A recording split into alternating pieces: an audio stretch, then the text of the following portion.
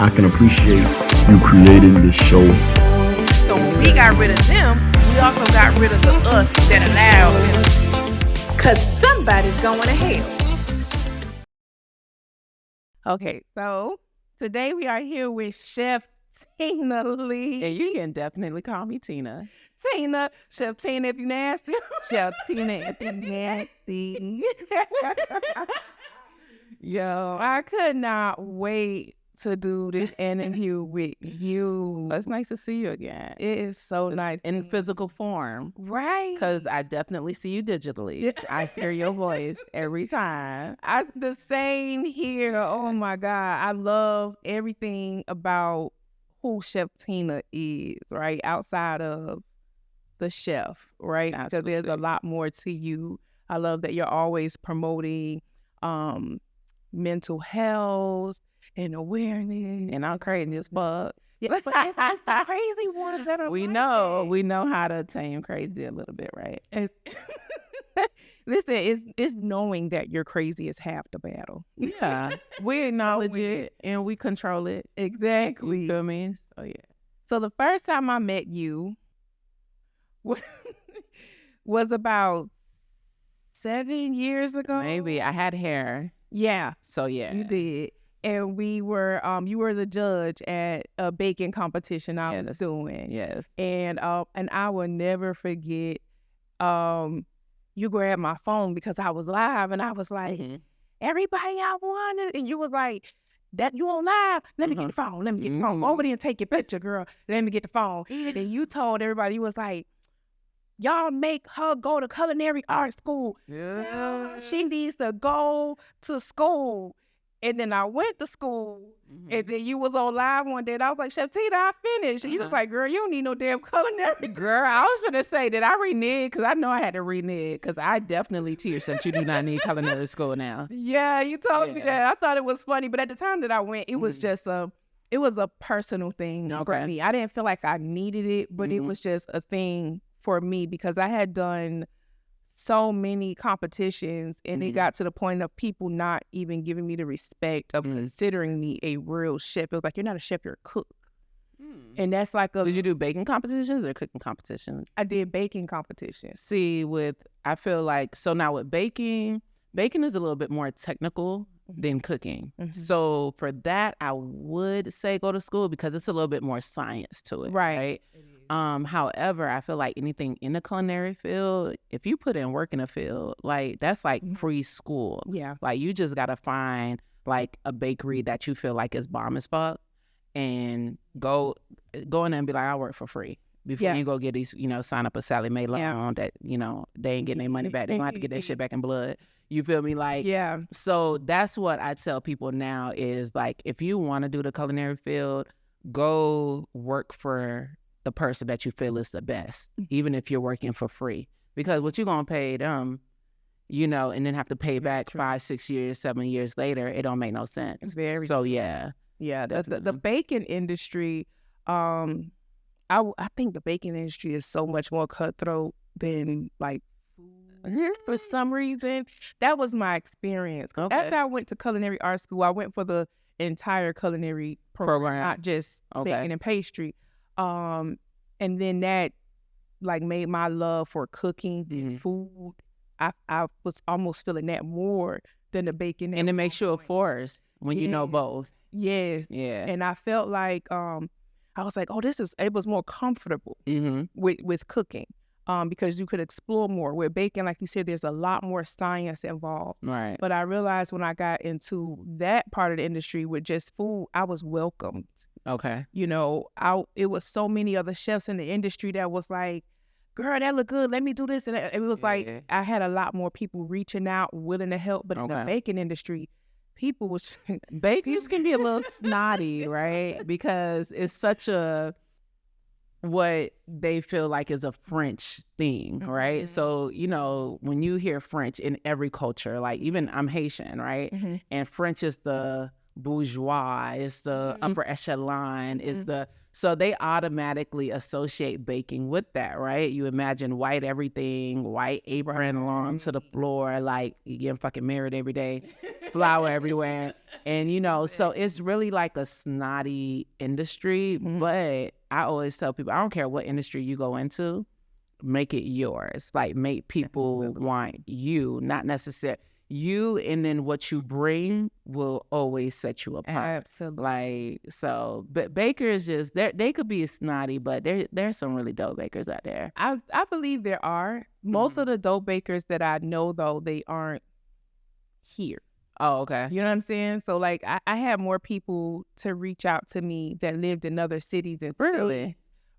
Right here and not in my own backyard. It was hell. And it was hell in some of the ones far away too, because people often feel like when you break into a certain industry, I felt like this in baking. I don't know if it's in every industry, but in baking, it was like, oh, she don't really love this. She jumping into this for the money. Oh, she used to do hair. Now she here for this. But did it create revenue? Yeah. You don't give a fuck about none of that. I know, yeah, you're right. Yeah. You're Like all that absolutely all that right. other shit is just noise. And it was like protecting, when it came to recipes, my thing was I realized what I loved more was the science behind baking. I love baking everything. I love making a fresh loaf of bread and croissants and macarons and Cinnamon. yeah. That's what I love to do. So I realized that there was other bakers that had the same struggle I had. And I was like, you know, I'm selling recipes. I'm gonna teach classes. I'm gonna show y'all how to do what I your way. did. So because I had to get it out the mud. Like before I went to school, I just grabbed books and started reading them so I could learn about the science behind it. Okay. So once you start selling those recipes and you start showing other people how to do it, the people who've been doing this for a long time, who had to struggle to get it, it's like, you know? Yeah, but I always tell people like all that extra shit is just noise. Like, whether they welcome you into it, but to me, it's no one owns an industry, so it's not for you to welcome me or not welcome me. And see, I guess because I've always moved alone, you know, so I guess I never really cared. Because I mean, like y'all see me online, right? Like I don't be in nobody's face. I love everybody and I create all of these relationships virtually and in person, but I don't necessarily care to belong to any one group or society or team or whatever. Like I just developed my own sense of, I'm a loner, but I love my tribe. Like my tribe of people, we get small doses of each other and we keep the shit moving, right? So in a space where you don't necessarily feel welcome, I'm cool with that. Like that makes me go even harder because you gonna see me. Like one way or another, you gonna see me. You either gonna see me, you gonna hear about me, or you gonna have my shit. You don't even know you having my shit. And either way, it's gonna create revenue. So it's fine with me. I always tell people, I don't care who it is, people who come here from out of town, they be like, oh, you do a dope spot. I always tell them about you, and I'm like, but look at her page, watch her page so She you can ain't see open. where, watch it so you can see when she's open and like what her menu is. And I always tell them the girl can season dirt, okay? And the girl season a freaking jet, I'ma bite the wings. Like Shut she up. can. It's the love and the flavor that you put into your food. And so some people will classify it as like that's Haitian food, right? Oh, Haitian food have all those. Like I don't think your food is like not. Haitian food. I think it's based. Yes, Right. yes. It's very Haitian based in my concept, but it's a mixture of everything, almost everything island, everything Asian. I do a lot of Asian, Thai influence in my food. And Do it well. yeah, because you know what? I love to play in the kitchen. And see, the reason why I don't have a schedule, like a permanent 9 to 5, Monday through Friday schedule, is because I do believe in, like, I just created for myself work energy time, right? So, like, I can't post that I'm going to be here at 9 o'clock every day because I don't know where I am mentally at 9 o'clock every day. I have to make sure I'm good. So when I wake up, I do things to prepare me to have an amazing day at work. So then a few hours before work, or if you know me and if you've been rocking with me and you're part of my tribe, you could just text me. If you need something at 6, 7 o'clock in the morning, I'm going to roll out the bed and I'm going to meet you at 6, 7 o'clock in the morning. or we can coordinate throughout the day. If you come to my store and it's closed, you can text me, hey, I'm at your store. I'm like, hey, I'm not there, but text me your address. I'll make sure I deliver it to you. So I'm very accommodating, even though I don't have permanent store hours. But a part of my creation process is me making sure I'm not set into this, box that, this typical work box that I used to always have to be in, right? So, like, even when I had a staff of 15, like, I'm like, when y'all want to show up, tell me what time is good for y'all. You feel me? Because I want to extend the same thing that I feel like makes me great to the people that's fucking with me too and that's holding me down.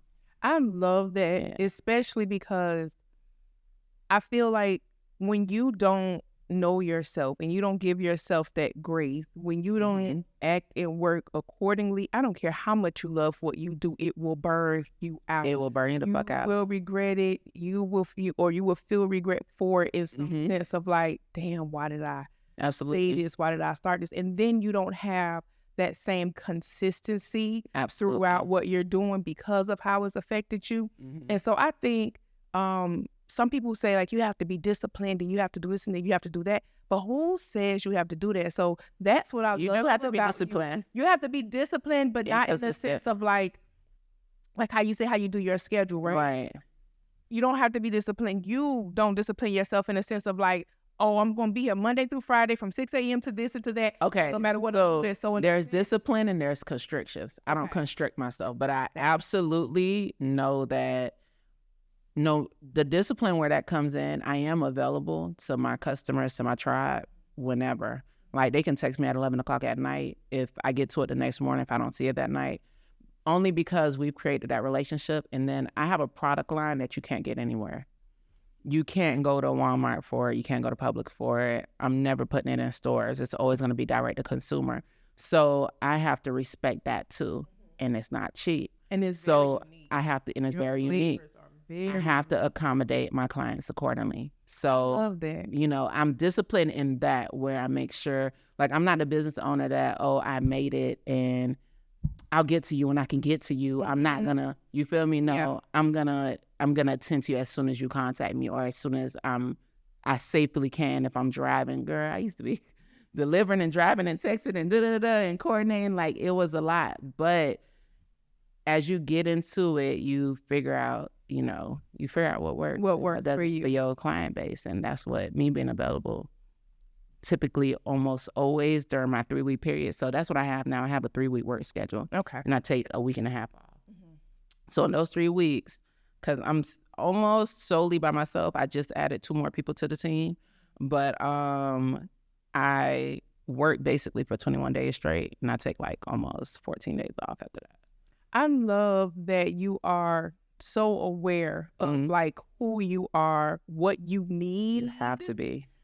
Because a lot of people aren't, and I don't think a lot of people realize that plays a role in what you do professionally. Like how you know yourself personally, how you take care of yourself, what you think, how you value yourself. Absolutely. It plays a role in how you even value, because you can't value customers or clients if you don't even value yourself. You have to know All of self. that stuff is one. It Absolutely. plays a part in how you treat other people or how you allow yourself to be treated, right? Because sometimes when we're burned out, we've allowed it.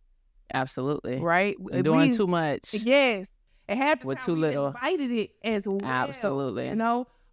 Making ourselves sometimes like so available to people, sometimes people that aren't even deserving. Right. Make ourselves available to our customers and to other people, to our family. And squeeze me in. Yeah. Yeah. You got one more swap for a cake.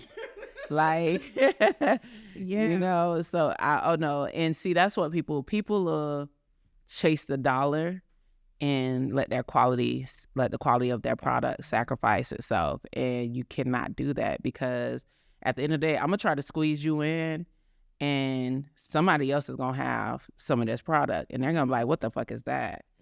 So now they don't even want to fuck with you based on something that you did in a rush for somebody else.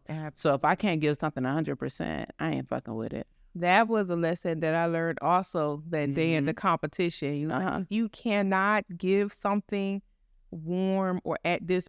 Don't serve it. Do it according to where you at and according to your setting. Yeah, you have to. That's the best. I think that's the first time I've had a fluffy vanilla, what was it, banana pudding. Yeah. And I was like, who the fuck makes fluffy banana pudding?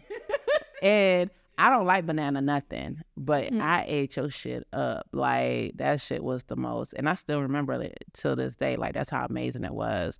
So, like, you always want to do shit that leaves an impression, but not just an impression for the moment. That one thing that somebody will always remember you by. So, and you know, the funny thing about that is that I don't like banana pudding either. I don't like it. I don't eat it. But I figured I had so many people asking me for it. I was like, I can't just leave this money on the table. So I have to make it in a way that I will like it. So if I like it, then the people who already like banana pudding will probably like it. And in that sense, I think I've done that like throughout my whole career. Like nothing is the same as, you know, the typical or the traditional. Well, see, I love a tradition. There's this one girl. I love her, and I know who you're gonna say. I don't even know her real name, but I always call her my cutest cupcake. Brandy. She made that warm. Listen, that warm custard. Ain't nobody fucking touching her. The traditional one is such an art. And see, she does the double broiler. Like, I've sat in her fucking kitchen. Yeah. And it's the most beautiful process to see, and no one has it. And she said them little jars for about, I think, $12, $14. Because it's crack. I'll pay it every fucking time. It's crack. And see, that's the thing, like with quality in business, people don't mind if you're giving them that experience, if you're taking them through that journey. And that's what I feel like I do with my food. And that's what sets me apart is, like, you're not just going to get salt and pepper. You know, I need to take you through the mountains of Haiti, and then we need to cross over to Jamaica, then we need to come down to Asia, then we need to go across the sea to maybe some, like, some African shit, you know, some African curry and then some Indian spices. Like, I like to take your mouth on a trip, you know, like just a beautiful journey. So you can be like, so how did you make this? Oh, I can't make it, but I just like to know. Yeah. You know. I noticed that even in your video, I always say there's flavor and color. And so whenever I color.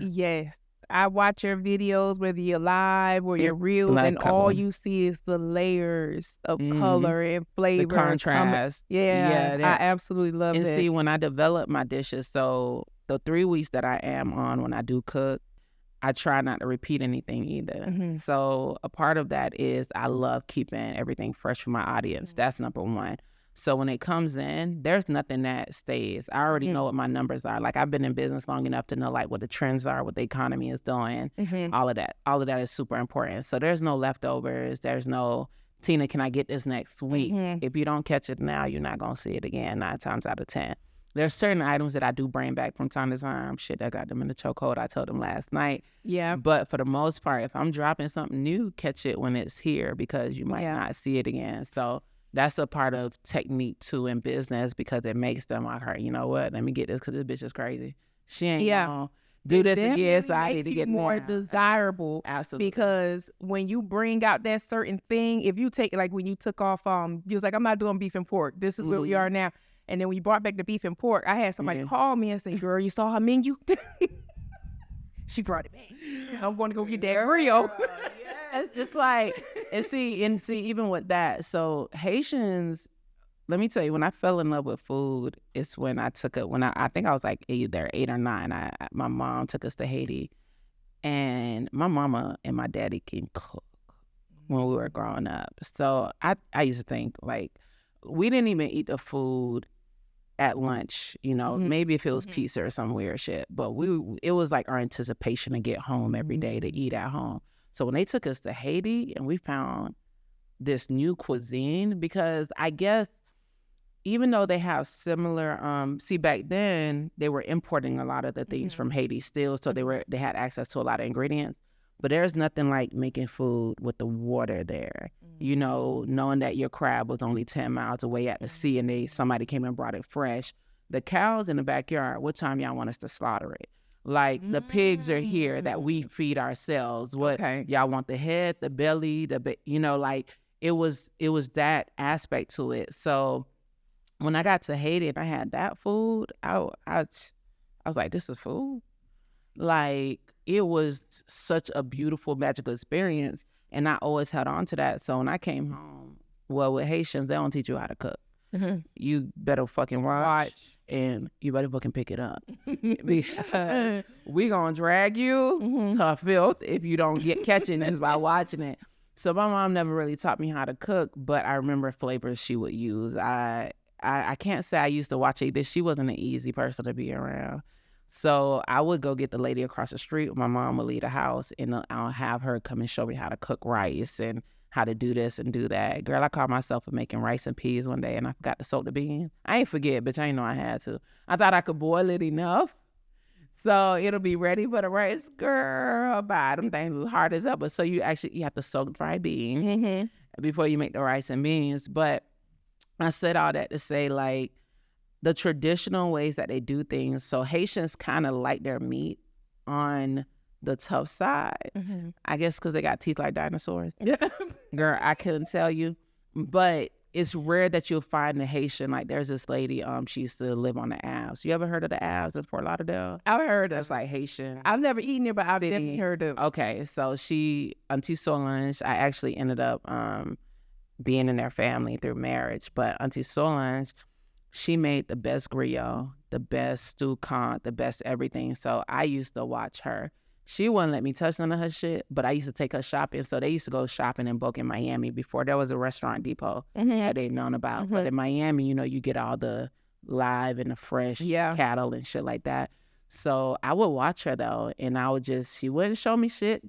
Haitians don't measure shit, none of that. But I would just watch her cook in her art, and then I would buy the food, and I'm like, damn, if I ever made griot, this is how I would want to make it. So I developed my own way. And even though I lose a lot of meat in the stewing process, when you bite into that griot though, the outside crispy, the inside moist, ain't nobody fucking with it. So I think that's what really attracts people to my griot. My griot is $40. Yeah, it's worth it. I've had it, so I know it's worth it. Absolutely. Your food was actually the first food review I did before ever I knew I was going to even do a food review ever. I didn't even wasn't it on a tuna sandwich? Yes. Which is so fucking diabolical. I could not believe That's a damn crazy. Tuna sandwich tasted like that. Yo, I cannot take that tuna sandwich off the menu. And I'm sitting here, my God, never. I'm like, it's tuna. It's tuna. Like, it's just tuna. But this is what something I've learned, like, your definition of what is just is somebody else's definitions of what the hell? Like, oh, wow, I used to say, like, even with teaching, and people were like, oh, can you teach me how to do a drip?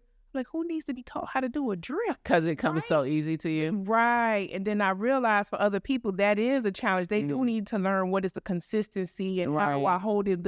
Like, I get it. So for you, it's just tuna.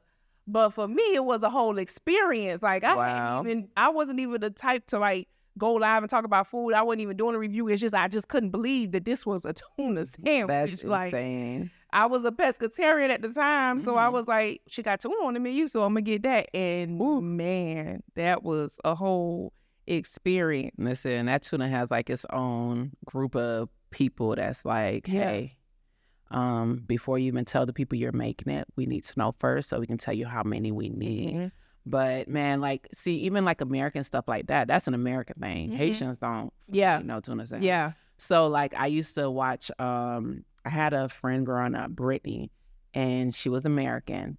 So we didn't grow up with like dinner at the dinner table. We grew up family-wise, so like we'll just all be like in one area. But see, they grew up when dinner's ready, it's a spread on the table. And her grandmother, so she would invite me a few times, she would invite me over to the house.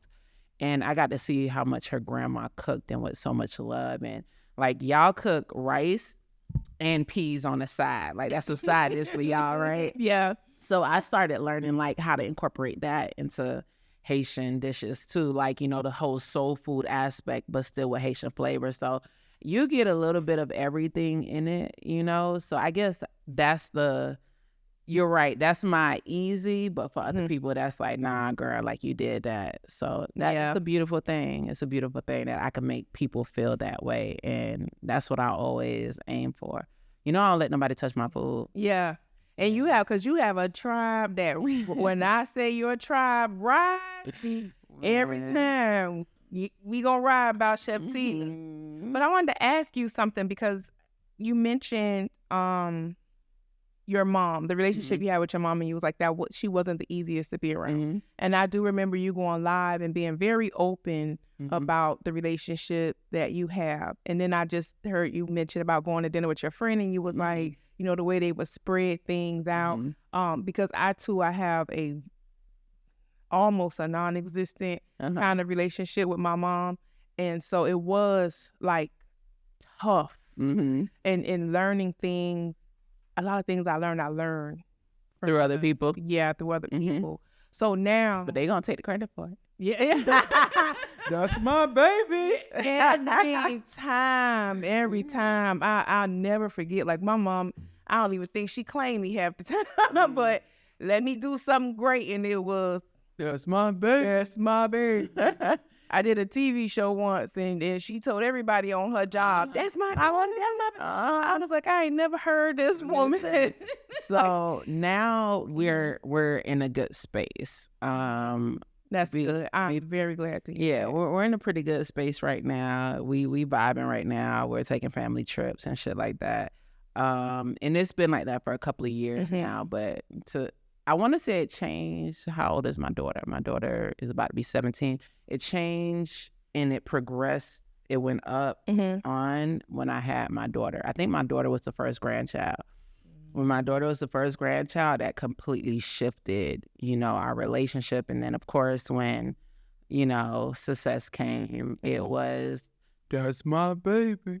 You know? But did you feel like you had to do some adjusting or understanding on your end for that relationship? Oh, fuck no. I ain't finna do no understanding on no shit that you were supposed to do as a parent. Nah, fuck that. No, like, she knows, like, we're good, but she know, don't play with me. Yeah. Like, go to your other kids for that. The kids that you love the right way. Don't play with me like that. Nah, definitely. Yeah. So, no, she had to adjust to me because she know Tina gonna do what the fuck she want to do. Like she didn't know at the time that whatever she was how she was treating me was just creating a monster of an individual. And I'm so proud of me for not being in that, because I've seen kids that have. Thank you so much. I've seen kids that have mommy issues and daddy issues.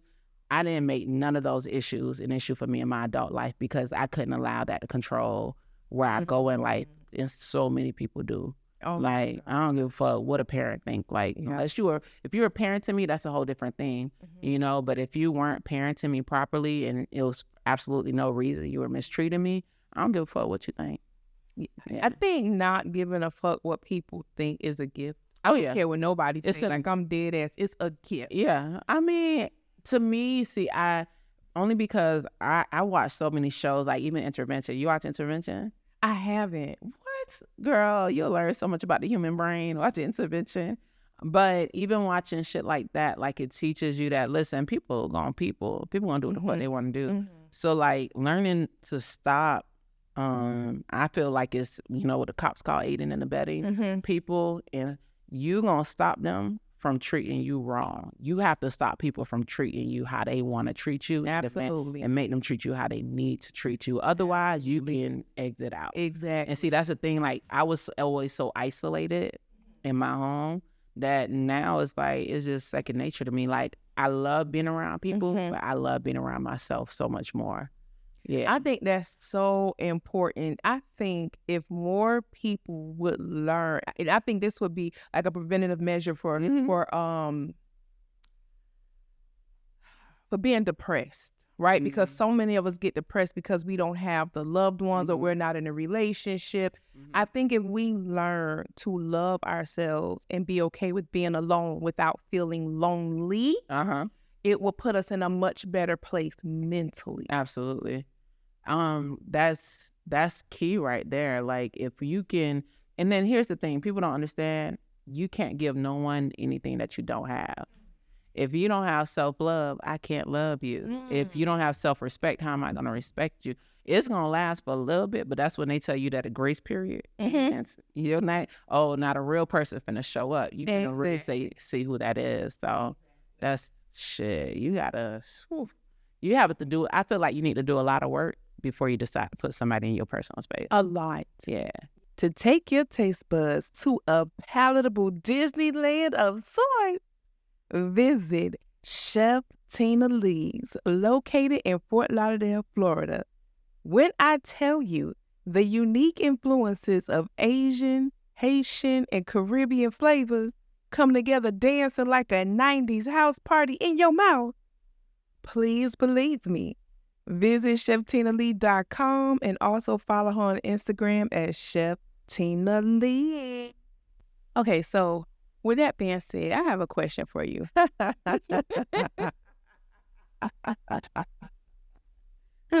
love that segue. So, now that we're here, let's just get to it. Cut to the chase. So you've always been very open about one, encouraging mental health and going to therapy, and also your relationship, right? And so I remember there was a time where you were in a relationship, and I remember seeing you talk about actually having her to sit in therapy with you. Yeah. And for me, that was mind blowing, because I immediately started saying, I ain't talking to nobody if they don't go to therapy. therapy. Like that's like see, that's a whole nother level of like understanding a person and being able to connect with someone. So for you in your relationship, how did that play a role? Did that play a part in like having a successful relationship? Or well, as a matter of fact, Kalia, as a matter of fact, the relationship actually dissolved. I'm sorry to hear that. I'm so sorry to hear that. Don't be. No, listen, I'm not sorry, but I have to say it. Like, I'm sorry because I felt happy for the time. Exactly. But I know if it's over, it was. Yeah. So, I had to, so I went to therapy first for me, individually, independently, and just to see why my patterns were my patterns, not realizing that, listen, everyone, as adults, when you go from kid to being adult, you have patterns and you settle into yourself at some point, right? And who you are. So I was trying to figure out, for me, I wanted to resolve, my past experiences. The relationship that molded me the most was the relationship, I feel like, that molded how my brain works and how I treat people, is the relationship with my mom.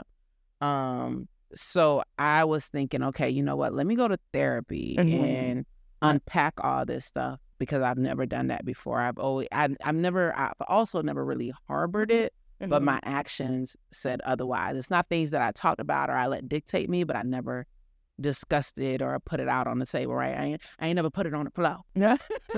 So I was like, you know what? Let me go to therapy to see if I do this, and see if it changes me in any way. And the whole time, it was only supposed to change me. And that's what it did. I was able to release a heaviness that I didn't even know I had, right? So then I was like, all right, so now I did that work. I'm releasing that. A part of that, too, was I have a habit of, if it's no longer peaceful, I cannot have any part of it. So a part of therapy was like, well, why is it so easy for you to let go of people? And I'm like, because losing me is never an option. You feel me? So I love that. It's always, I always tell people in a situation, like in a gunfight, it's going to be me or you. And trust me, it ain't going to be me. You feel me? Like, so I didn't want to, what people consider, easily let go anymore. Like, for people, typical people in typical relationship go through things, right? Right. And people are like, well, for me, if I tell you why I let go of situations, people will be like, dang, that wasn't nothing. Like, Right. I got cheated on 30 times and I'm still with my husband. Well, okay. You know, that looks good on you. that's I commend How is you. that working out for you, And though, it might right? be working out beautiful for them. for them. For me, it only take a half a time. You feel me? Because I'm always like and maybe it's a part of, you know, me always feeling like I have to show up for me. So I would always choose me 99.9% of the time in any situation. Absolutely. Right? So in a situation where with that relationship, things happened, I gave things a couple of chances. You know, I was like, yeah, this ain't even me to begin with. Yeah. So I do feel like I gave it my best, but she was a beautiful person. What therapy did for us in the beginning, what I thought it did for us, amazing, because I was able now, I know how to communicate my feelings, or I'll communicate them, because before, to me, I feel like, nigga, you grown. You know what the fuck is up. Exactly. I shouldn't be telling you that this is wrong. You're grown. Absolutely. Like, we're not kids, right? But in this situation, instead, there were actually discussions about, you know, if somebody felt slighted or if they felt some type of way about something, we could actually have a verbal back and forth. We can have an exchange that was healthy. So that was the most beautiful part about our relationship. So that part was good. But there were the situations that led up to, you know, the breakup. I was like, okay, well, I feel like I gave it my best. Yeah. So now I'm able to walk away. In the other situations, I probably didn't give it my best, but they were behaviors that I've seen in the past that I'm like, this is just a part of you. And people don't like to be real with themselves to know that, like, all right, this maybe you're not the person to deal with this type of part. Right. So that's where I was with it. It was a beautiful therapy. Us going to therapy made our relationship something so beautiful. And it's something I won't ever take away from that experience, because it was an experience for me. But it's still ended. So therapy is not a foolproof, bulletproof type of thing. And I think some people feel like that's what it is. No, it absolutely isn't. Now, is it a good start? Absolutely. Because you learn each other on a level that you there are certain questions that a good therapist will know to ask.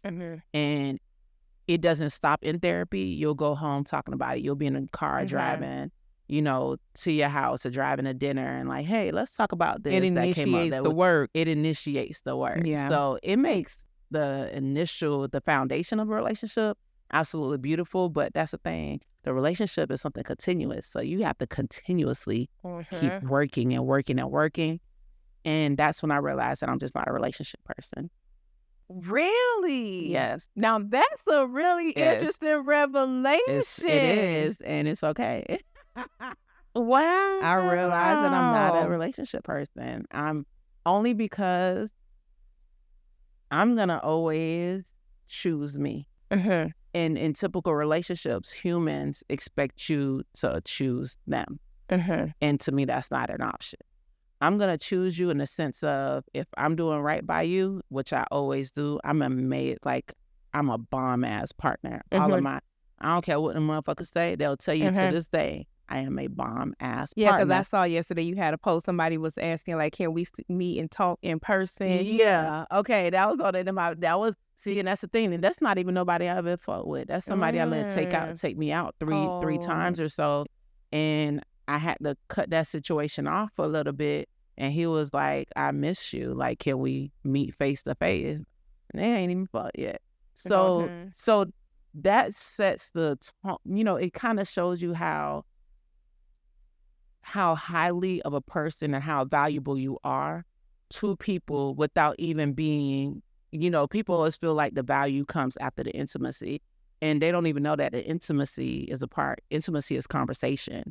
Intimacy is letting people into your mental and like really like what really makes you tick. You feel me? Like those parts of it, like I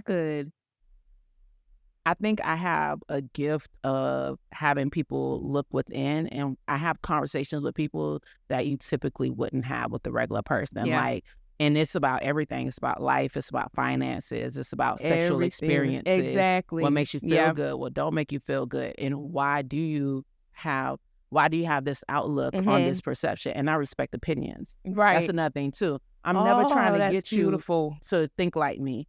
I want you to think like you, and I want to understand how you think. I don't have to agree with it, but I'm like, you know what? I can see where you're coming from. I feel like when you're open like that to people's opinions or their thoughts, it kind of makes you a more well-rounded person too, right? Because maybe you never thought or saw things in that way. Exactly. Right? And so that opens it up. It's intriguing. Exactly. And so like, even back to what you were saying about dating the guy, and you was like, he ain't even fuck yet. I always say, when it comes to dating, right? For me personally, I always say, I'm like your dream car, right? I'm your dream car. So the same way that you're like, I'm gonna pick me every time, I feel like I'm my own dream car too, right? As well as I'm the next person's dream car. I would never allow any old Joe Schmo off the street to ride in my dream car. Ain't nobody just gonna walk up to me and say, let me hold your keys, and I'm gonna just give you my keys. So the same way that I would value that, I'm gonna value myself 10 times more, because I cannot be replaced. So it's what I bring you, right? And the sex is like gas, right? Because first of all, listen, the sex is like gas, because at this point, I'm a luxury vehicle. The fact that you were even afforded the opportunity to ride, absolutely, or to sit in here and look at the view is the great thing. Now, when we get some gas in it, right, and we can travel, or we can ride around a little bit, that's the next thing. You understand? But the fact that you even were afforded this opportunity, absolutely, is the gift, right? The fact that you see me in your driveway, that's the gift, right? When I was as I grew up, like when I was much younger, I should say, my grandmother and my mom had this running joke about me. It's still to this day. They would say, that girl changed men like she changed her draw, because I always chose me, right? Every relationship I've been in, I took the deuces so quick. You say something now, like you breathe away, I don't like, and I'm gone. Like, I don't even want to know why. You don't have to listen. That is just you. There's no hard feelings. We still gonna be cool. I can say what's up to you on the streets, but however, I already know from that conversation or whatever it was that you said, that we could never really, And see, that's why I'm a little different. So I don't go from one to another. If I get out of a relationship, so I've been single now for almost a year and a half, I think, or came up a year and a couple of months, right, since August. So I don't know how to go from one to the next, because when I leave that, I'm leaving it because I felt like it was taking something out of me that I couldn't afford to give anymore.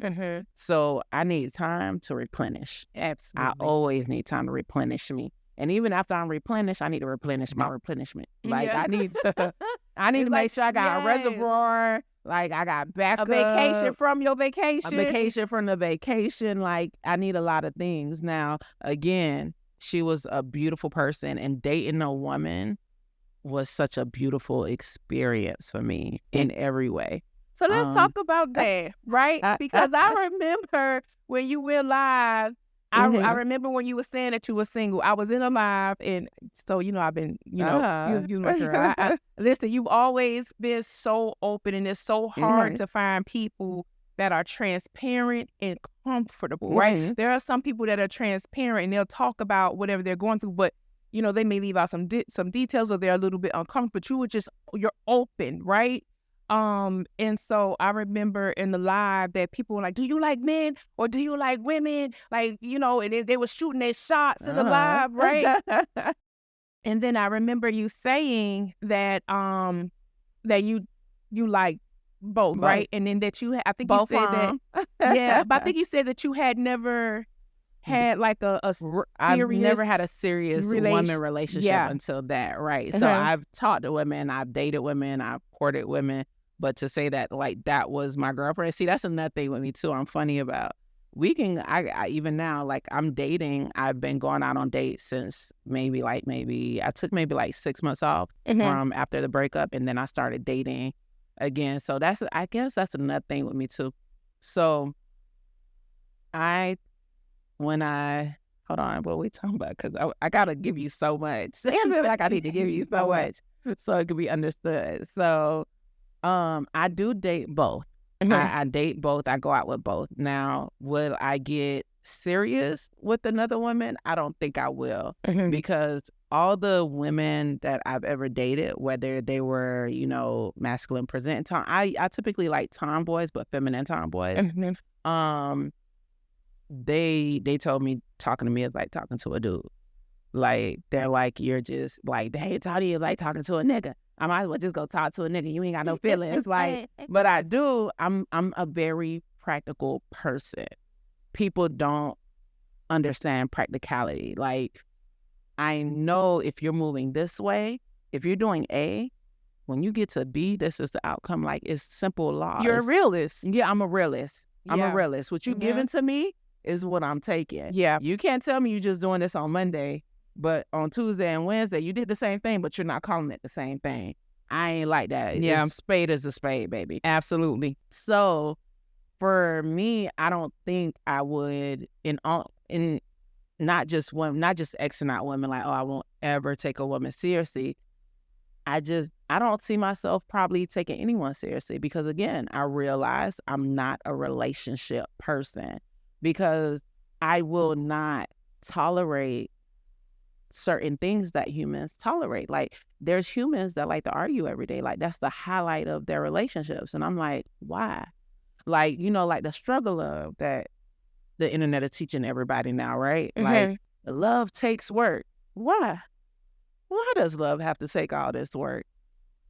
If I'm financially stable, you're financially stable, I'm mentally stable for the most part, you're mentally stable for the most part, you have a car, or however it sets itself up, what's the work?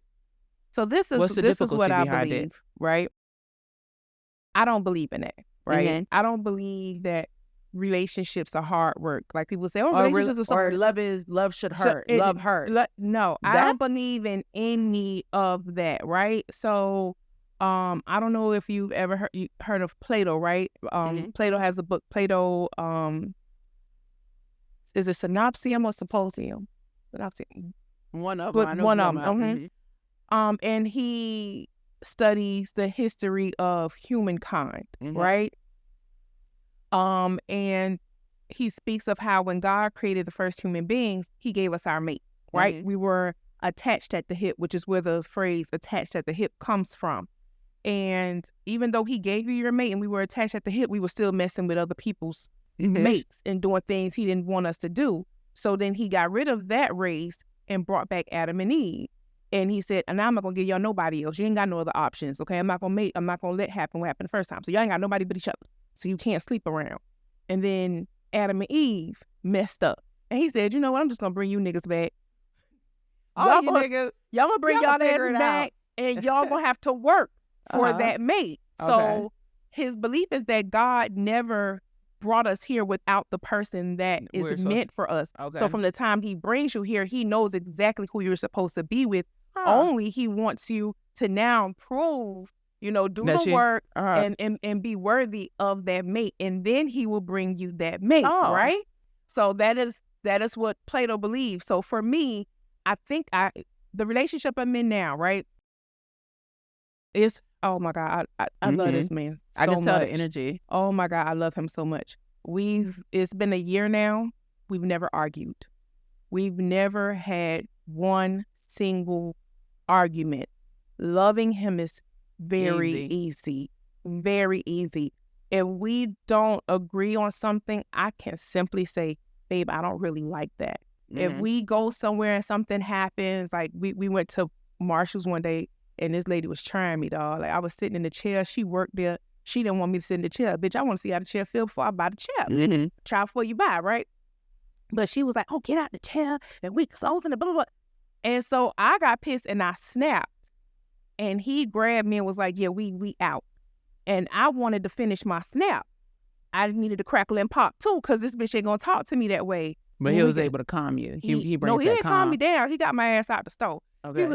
But I mean, yeah, he wasn't turning up with you. right. You got and I people didn't that- understand that at the time. And so when we got in the car, I was able to say to him, babe, I didn't like that. I didn't appreciate that. And he said to me, well, babe, you're doing big things now. Mm-hmm. There are things that you are trying to lose. achieve. You have something to lose. That woman is where she is, and she may not see herself anywhere else, but you do, and I see you somewhere else. So I can't allow you to sit in there and cut up like that.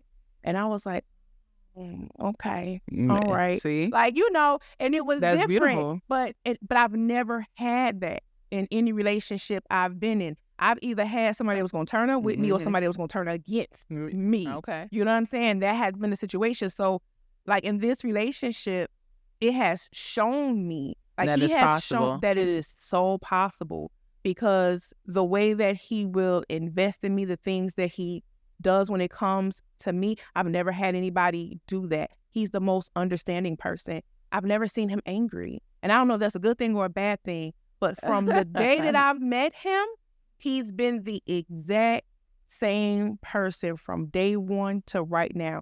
He smiles every single day. He sees the good in every single you thing. You can't beat that with a bad. Yeah. And see, that's kind of my thing. Like, people, and even people I've dated before, and they're like, you're always happy and everyone loves you. And I'm like, well, you know, I get what I give.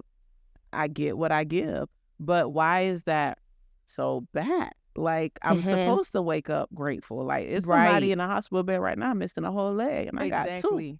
You know, I'm gonna wake up and turn up because something went wrong. Like, I know how to regulate my feelings and my emotions. If I'm having a bad day, yeah, I can discuss it with my partner, but my partner not gonna feel my bad day. They don't deserve that. They didn't make the day bad. I gotta get myself together. Like, I get myself together for my customers. Absolutely. I gotta get myself together, make sure I'm good, make sure my energy is on point. You feel me? And if it's not on point, you'll see a post. Hey, store closed today. I'm going through some shit. I'll catch y'all tomorrow. But if y'all need something, you've seen that before. Yeah, I have. So just like in my relationship, hey, I need a couple of hours in the car. Is that okay? Can I have a couple of hours? Or if they want to come, you want to come and sit with me, but it's quiet time. I got my quiet time in my car with my music. Don't say nothing. We just chilling out. I've met some amazing people that if I can take the pieces out of it and just create this Play-Doh of a person, and that's both men and women, create pieces and just make the perfect, like, and I got a couple of people that I rock with now, and like, they understand where I'm at in life. I don't think I want a relationship. I don't mind cohabitating for small periods of time. But me not being a relationship person is me realizing that maybe the long-term thing isn't for me. My longest relationships have always been my platonic relationship.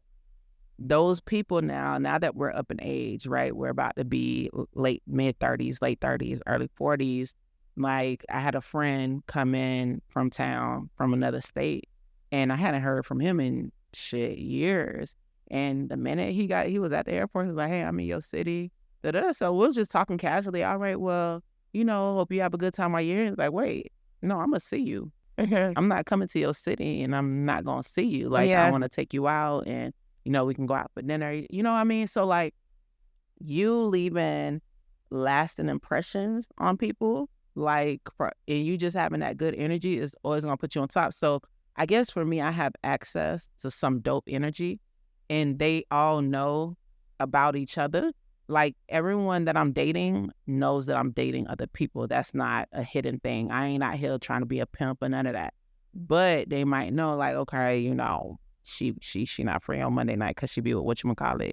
And then on Friday night, whatchamacallit off. This is rotation. And, you know, like, it's something like that. Do you ever have any issues? Okay, so exactly where you are before I got into this relationship. That's where you are? That's where I was. I was like, I'm going to do this whole poly thing because I did not poly. No, well, not polyamorous, right? Like, I wasn't into the situation of feeling like I was going to live with a bunch of people. But what I felt like Live was, with them, girl. You both. yeah, no. I'm saying I couldn't do it, but I had saw other people doing it. Like it was It a looked thing dope. at one time. Yeah, it ain't dope for me. I can't do it because for one, I just can't. Two, I have children, right? Yeah. But for me at the time, what I felt was like, because I had so many horrible relationships, and like you, I wish I could pull different pieces out of different people. I feel like, well, there's never going to be that one person that could give me everything. And so I dated different people to make up for. Right. But, and they all knew. I let everyone know, like, this is what's, I'm dating somebody else. I was very open about it. But then it always got to this thing where, do you do such and such with him? Or are you, why you can't see? It was like this competition. It became, and I ain't gonna lie, I kind of liked it. I was like, yeah, go ahead and compete for me. You're an alpha female, right? And I am too. That's why I wouldn't work poly. Poly looks beautiful. It works for other people. But for me, I have this thing where I don't even know the different terms they have out here, child. But they say it's alpha characteristic. You can date whoever you want to date. However, at any point, if it affects us, then I'm going to have to release you completely. Absolutely. Don't make your other people a problem for me, and I won't make my people a problem for you. So that's never a situation. Now, as far as sexually though, I'm not dating and fucking though. They know we go out and I take my ass to the house. Yeah. Only because I don't like to mix bodily fluids. And I do have somebody. Spirit too. I feel like that too. I got somebody that's been down with me for over 10 years, and he knows me in that way. So like, and then I have other people that I've had situations with once in a while. It's different things, different strokes are provided by different folks at different periods of time. You feel what I'm saying? So like the one that I've been knowing for over 10 years, I haven't seen him in over 6 months. In that time frame, I just recently, I was like, you know what? You've been friend for a long time. Maybe we can start off with the small stuff. You feel me? And we can see how that progresses. And then I got some shit that I got to take flights for. That's all right too. They got to take flights out here. Hey, but not around this time because I want to make sure I get my shit a reset. You feel me? So like, but they all know, and it works. That's just how it works. But I only entertain the ones that are emotionally immature because some of them are not. Some of them are like, yo, so I want a kid. Someone legit, like a few weeks ago, that I've been knowing for years, came to me and was like, Tina, I want a baby, and I feel like you would be the best. They don't have any kids. They're very successful, and they're like, Tina, like your oldest is about to age out, like I feel like our situation would be good because we've been knowing each other for so long. We've had such a great relationship. Absolutely the fuck not. The shop is closed.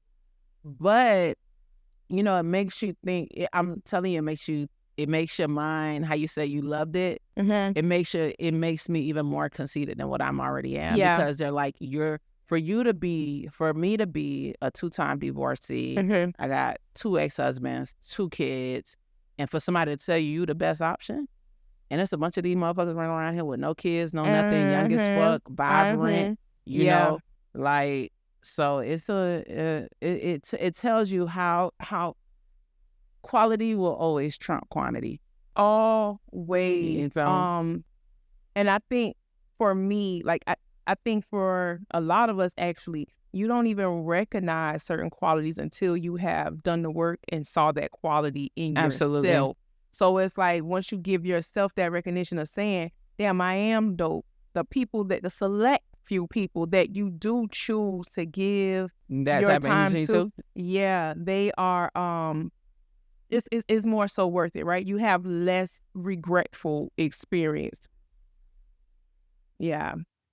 It was very hard for me, I know, for a while to even see the quality in other people because I didn't see it in myself. Everything was always so optional. See, that's my thing too. Like, I'll get out of a relationship and motherfuckers be like, all right, I was waiting for you to be done with that. What's up? And I'm like, see, That's why I'm not fucking with none of y'all, because y'all made my head too big, and then we get into it, and then it's beautiful, and then y'all don't like something, I don't like something, and then now we messing up a whole dope ass friendship just over some, you feel me? So to me, I'm just like, look, we can rock, we can chill. If you need someone to escort you to an event, I'm there. But as far to say that Tina is gonna ever be anyone's anything, I don't know. It's one that might, it's one that might get chosen. But still, even then, it's like we all on the same page of we not looking for nothing serious. Like at this stage in the game, at my age, my kids about to age out, man, I'm about to go stupid. Like business wise, traveling wise, like everything. Like I'm gonna be a empty nester. By 42. I'm just getting started, baby. Like, I'm just getting started. I feel like when you hit your 40s, that's when you're the most deep. I think so, in a lot of things. In a lot you ain't never lie. You are the most self. Yes. You know self, and you can give conversations to other people on how they can find themselves to make y'all dynamic even doper. I think so. Like, I'll say this: when I was in my 30s, right? That I think that was the point in which I started trying to take take relationships serious, right? Because that's when I got married and all this other stuff. And so I started taking, like, I need to settle down. I had that, that mentality that society would give you. Are y'all island? Did you grow up island or no? No, because that's some island ass shit. I grew up real niggerish. And so niggerish to the point where I think that played a part in my relationships, because like my mom and my grandmother, my grandmother she's very dominant, right? So seeing the relationship between my mother and my grandmother and my grandfather, she ran everything. He couldn't Black read. women are dominant. And that's the thing Most that I of never them. wanted to be. And then I found myself like that was what I was doing. But it was to the point where his checks would come in and she would give him an allowance. Like it would go into But did she manage it well? No. Oh, well, see, now that's some fucked up ass shit. It was the fact that he was illiterate, right? So he couldn't really. So she took ran advantage everything, of that. right? And I Did understand. she love him? They slept in separate bedrooms my whole life. My whole life, they've always had their own bedrooms. There was never any affection between the two of them. There was never a hug, a kiss, an exchange of any type of loving energy ever. They were roommates, right?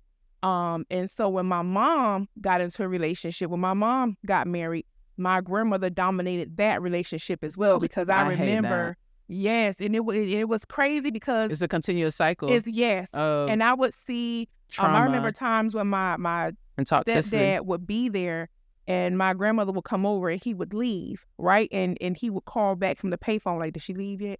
And she like, if that's him calling to find out if I'm here, she would stay there on purpose, knowing that this man don't like her. Right. Or she held a lot of things like over him. You know what I'm saying? So she was very controlling as well. So I never saw an example of a healthy relationship. I think I started discovering what I wanted out of a relationship after my divorce, and I started to date outside of my race. Because you dated white boys? I dated white boys. It was mostly Hispanics. I was really Hispanics are kind of black though. Like they the minority too. They niggas too. Yeah. I tried to date outside of my race. Let me tell you, it took me this one Italian dude. I was at what's the taco place on La Solis? You know, the only taco place. I can't think of the name. But you know what I'm talking about. Yeah. The taco place on La Solis at the bar. So you don't know. Well, maybe you do know. I go out by myself all the time. Mm-hmm. I do too. I get dressed. Yeah. And I legit take myself out on dates. And I just randomly meet people. People just, I be like with my headphones and people will still come over and talk to me. Like I be like, I did it before and during my relationship. Okay. Yeah. So he came up to me and he was like, introduce himself. I introduced myself. All right, cool. He invited me to his house. Maybe like a few months later after us talking and going out. A few months later, he invited me to his house. When he invited me to his house, I don't know why I never noticed it before. Maybe because we always sat far apart from each other, boost type shit when we would go out. Girl, when we got to the house smelled like tuna. And it was a cat. It was a cat running around. And I was like, absolutely the fuck not. So he kissed me on the cheek. And I didn't like the texture of his skin against my skin. And I was like, yeah, I could only date black people.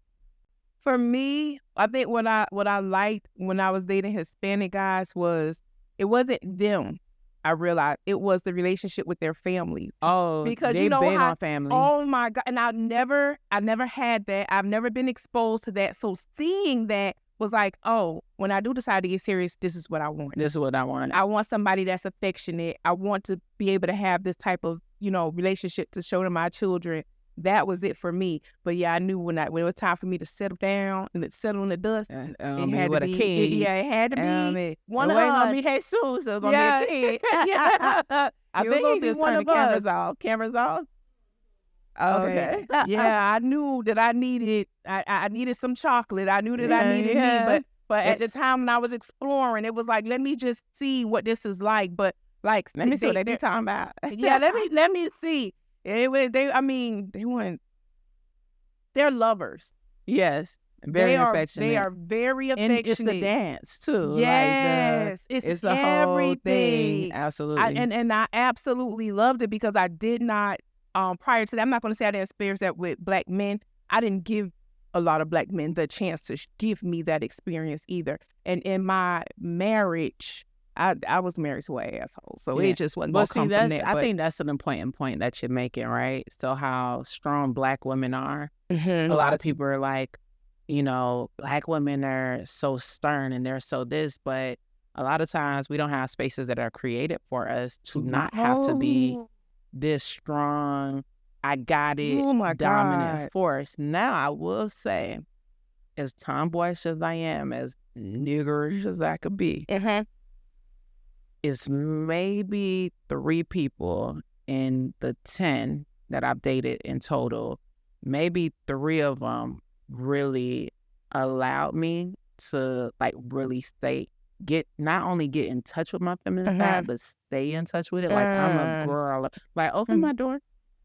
Oh, I don't play. Open my door, please. I even teach my son to open doors for his sisters and everything. Oh, me too. You know what I think too? Like how I felt like in my relationships with black men, because a lot of them are raised by single moms, and single women are always getting how we live. We always take care of everything. We got it. We got it. So they get into relationships with women and they don't volunteer much because like she got it. They saw their mama get it out the mud, so it's like you can get it out the mud too. And I think so they become desensitized to a lot of what chivalry is. Exactly. Right? So I was telling my son the other day, I thought about it because there's someone I'm close to, and she was telling me how her husband doesn't take out the trash. Her son doesn't take out the trash. My ex-husband. And the last thing that I want to do is for somebody to be sitting around a round table saying, Darius' mama ain't raised him right. He don't think and I said, no, ain't nobody gonna have no conversations about me. Girl. Say that I didn't raise I showed him what the fuck to do. Now, if he don't do it, that's on him. But trust and believe. You instilled me or my it daughter in him. don't. Yeah, I instilled it in him. You have to show it to them because to me, honestly, for you to, and these are still, I don't know if taking out the trash is gonna tell you the quality of man that you have. But here's the thing. Sometimes it's the bare minimum, the minimal things that you can do. Like, man, like a man taking out the trash for you should not excite your clit. You feel me? Like that should be normal. However, bitch, I'm gonna reward you. Exactly. Thank exactly. You feel me? I appreciate you. I appreciate you. Right. There's appreciation on both sides. You should, but when she was, it's so funny. And I said, when she was explaining to me how they don't take out the trash and she takes it out, or if the trash is out, it's out there for 3 days until she pulls it back in. I'm like, ain't nobody finna be able to say that about, I know that's right. Unfortunately, like a lot of instances, people, I've never been a black mom to say that I didn't need a black dad. I absolutely wish that I was able to cohabitate with at least one of them, right? I didn't want to be 2 for 2. That wasn't a dream of mine to be 2 for 2. However, in the event that I didn't have that, I still tried to give him good examples, like my brother, you know, my uncle, you know, like look at what they're doing and look at how they are with their families. Like still try to give them good examples because I know how important representation is to kids. You understand what I'm saying? I know there are different reactions to a woman versus to a man. However, I feel like we don't get respected enough for all that we do and all that we hold down, especially in raising Black boys. You understand what I'm saying? So maybe one day we will, and hopefully we ain't dead in the casket and can't hear it. But maybe we'll produce that in our sons. Yeah, you know, because it's a big feat to raise a successful Black man by yourself. It is. You understand what I'm saying? Like, especially as a single mom, because it's a lot to deal with. However, you know, if you do have someone, and you know what, there were times where I thought about revisiting my old relationships because I'm like, I can't do this on my own. I can't. Like, I don't want to do it on my own. But I was like, you know what? Versus having to argue with somebody every day for 18 years. Oh, my God. I'd rather opt out. And hopefully they can still be a good parent outside of this. That's what I had to make a choice in. And I kind of felt bad because my ex-husband will be like, oh, you think because you're the mom, you make all the big decisions. However, in that relationship, he believed that my son was not supposed to wash dishes. My son was not supposed to take out trash. My son was not supposed to clean up anything as he did for himself. He would never clean anything. He would never take, he felt like all he had to do was provide, which he wouldn't even provide. I'm talking about he ain't provide money, he ain't provide. You ain't got to talk about it. He wasn't listen. The dick wasn't there neither. However, ain't that the worst? You can't give me nothing. Nothing. So at this point, I felt like I'm going to make this final. I'm going to make these big decisions because I know the type of individual I want to raise. And in that, I know that I was like, fuck this. I gave birth to him. I'm going to make this decision. And it may not have been fair to him, but I felt like I knew the injustice I would do to my children to let them grow up believing in that, right? Oh, absolutely. So I was like, no, this. I have to end this because this nigga gonna wash some dishes. He gonna clean up behind himself. He gonna take out the trash. Listen, like, there is nothing worse than raising kids to be anything but self-sufficient, and that's boy or girl. You have to be able to know what cleaning a toilet bowl is, what creating a meal for yourself is. Absolutely. What paying your own bills are. Like, I've already started talking about credit and, you know, like showing my kids how to use cards and how to be financially responsible. Like, the other day, my son had like $200 something. So it was like, Mom, here, I'm going to give you this. Send it to me in Cash App because I want to go digital. You know, I'm like, okay, well, there's a fee for that. Well, why is there a fee? Because I have to take out time to go to the bank, put gas in my car. My time is valuable. Like, there's a fee for everything in the real world. There's fees.